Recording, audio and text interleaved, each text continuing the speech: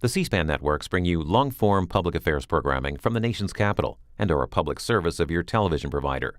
C-SPAN, created by cable. Governor, let me begin with the Commission on Presidential Debates, which is set as a benchmark 15%, the minimum for you to participate in the upcoming debates, the first scheduled for late September. Is that a fair benchmark from your standpoint? I think the benchmark is fair. What's not fair is that all of the polls being conducted right now have Trump and Clinton, and then about 40% of the polls on the second or third question they'll ask, well, what happens when you add Johnson to that mix?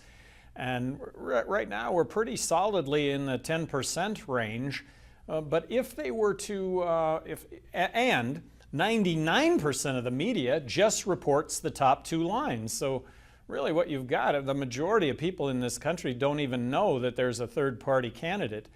I believe if my name were just included in the top line that I'd be at 20%. I and Bill Weld would be at 20%. A lot of that having to do with the discontent of Trump and Clinton, but Bill Weld and myself, libertarian candidates for president, we're going to be the only third party on the ballot in all 50 states. And finally, if you do not participate in the debates next month, then what?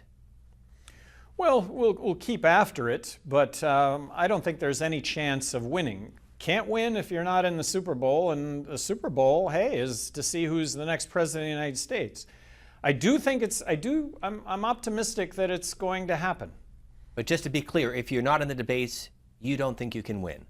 No, there's no way that you can win the race. That would just, in my opinion, defy reality. Gary Johnson is the Libertarian Party nominee, the former governor of New Mexico. He is joining us from Las Vegas.